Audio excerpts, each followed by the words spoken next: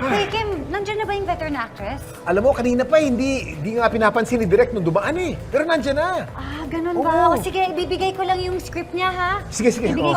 ko lang yung Sandali. Saan ka pupunta?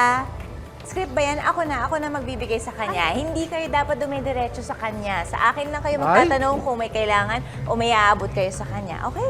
Ay, hindi, ako na. Okay po. Okay po. Okay po. Okay po. Script niyo po, madam. Thank you. Ina, hindi ba barol? Diyos ko, kanina pa akong 9 a.m. dito. Supposedly, 12 midnight tapos na ako.